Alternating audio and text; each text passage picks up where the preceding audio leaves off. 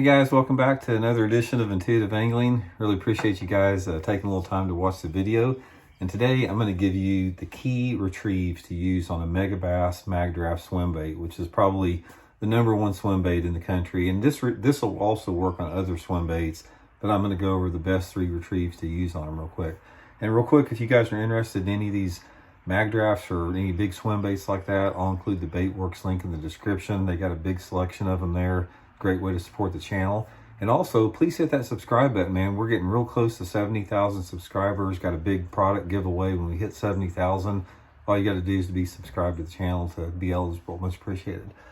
Okay, guys, let's talk a little bit about it. The megabass Magdraft. Now, I don't know if you guys know about it. Most of you guys do that are watching this video. But guys, this Magdraft is probably the top swim bait in the country right now. This has been a fish catching bait ever since it came out.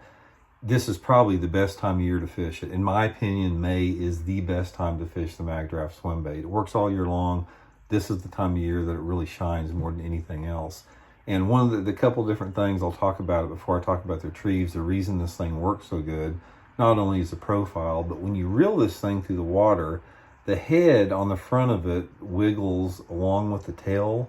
So you got this thing wiggling like this coming through the water along with the tail flapping. This thing is just, it's like using live bait sometimes under the right conditions. But anyway, I hear a lot of people that fish, a lot of people hear about the Magdraft, and I hear a lot of people fish it, and they say, man, I just have a problem catching fish on it. And then I'll talk to some other guys, and they talk about that they just whack them on the thing, and I've whacked them on the thing a ton of times too.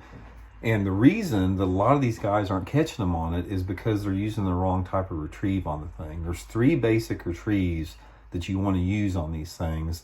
And a lot of times you just have to experiment to see what the bass want that particular day. It can be affected by a variety of things. It can be affected by wind. It can be affected by water clarity, sunlight intensity, time of day, all that type of stuff. But I'm going to give you the 3 that you want to look at, the 3 that we're going to try.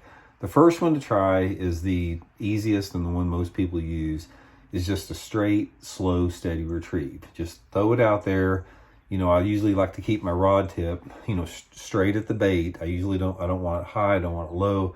I keep it straight at the bait, and just a nice, slow, steady retrieve like that. And what you have to do on the Magdraft is when it first hits the water, speed it up real quick to get that tail flapping, because if you just start barely cranking it when it first hits the water, a lot of times that tail won't wobble. So just give it a couple quick cranks right off the bat to get the tail going, and then just a nice, slow, steady retrieve. This works if the bass are pretty aggressive. The thing about what you don't want to do is you don't want to use, like a medium fast retrieve on this thing, because what happens if you retrieve it too fast, the thing will blow out and run to the side. There's a window of speed that you have to keep in order to get this bait running straight like that. If you go too fast, it's going to knock over to the side like that. It's not going to work right. So just that slow, steady retrieve is the best if they're aggressive. Now, if the bass, the technique that I use the most for it, and this is a technique if I'm fishing it around some type of a cover, say if I'm throwing it around the edge of a dock, around lay down stumps, bushes, that type of stuff. The technique that I like to use more than anything else is I throw it out there, I begin the slow retrieve like that, and then I'll crank my handle like that and stop it just for a second. I'll reel it 2 or 3 times and speed my hand up like that. 1, 2, 3 or 4 times, speed it up like that. And what happens is it's going across the water real slow like that, then it goes, just jerks for like that, and darts like that. Just that little bit of, you don't have to do anything to your rod tip. Just keep it pointed straight at the bait and just speed your hand up for just 1 crank. And most of the time, if you do this, like when the bait comes past some type of an object, it will generate a strike.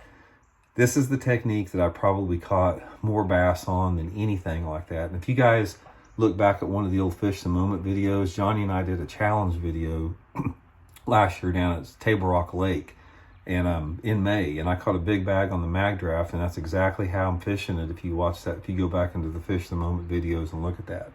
The third one you want to use is what I call the fall technique, and this is the technique that I use if I'm fishing it over open water like around main and secondary points. The Magdraft is really good in May time of the year if you fish those secondary and main lake points, the place where the bass are moving out of after they spawn. The thing that I just told you about reel and fest like that, or like for bass that are in the back of the coves around objects, backs of creeks, but as they move out on the points and they suspend out on those points a lot of times in May and early June, one of the techniques that I like to use is I make a long cast with it, get it going, reel it about 10 feet, and then I'll just kill it. I'll let it just slowly sink about 6 or 7 inches, and then start it again, and then kill it and let it fall 6 or 8 inches. And by doing this, I'm getting the bait down a little bit deeper.